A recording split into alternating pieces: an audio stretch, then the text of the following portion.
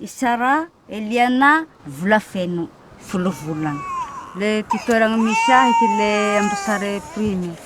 Nahareraky ty anako toako regny. Isaky ty zaho teraky le kere.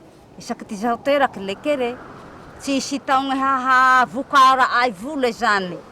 Nafa isaky teraky rafa le tendriky kere avao.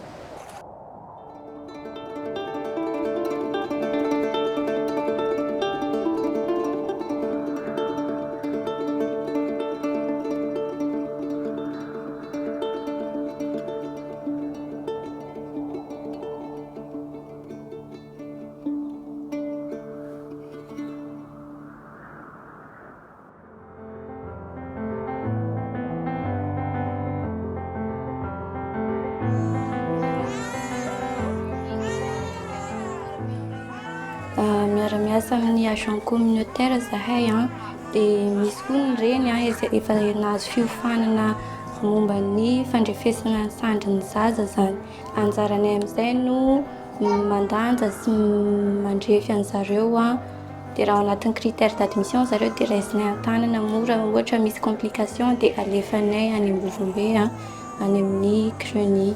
Dia misy koa ny CRENAS mobile izay miara-miasa aminay, miasa any amin'ny fokotany lavitra zany zareo plus de 10 km anay satria tsy afaka mivezivezy le olona lavitra be amin'ilay ditongotra dia zareo no mandray an-tanana manao prise en charge ny zaza reraka any amin'ny fokotany lavitra. Le Japon attache une grande importance à la lutte contre la malnutrition en Afrique. En tenant compte de cette importance à la fois humanitaire et économique, le Japon a depuis 2016 a lancé une initiative vis-à-vis l'Afrique.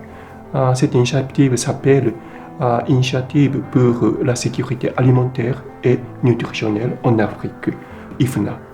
Nous sommes très contents à travers ce projet que le Japon finance et l'UNICEF a mis en œuvre. Plusieurs milliers des enfants sont sauvés dans le Grand Sud.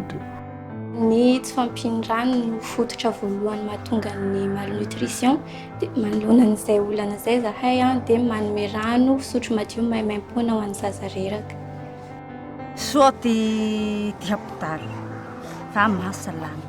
Tsy voategnagny tsy ho maty zao fa ndre te ho maty na mandeha amin'ny hapitaly agny le sitragna satria karakara i hapitaly ty hafana tegna.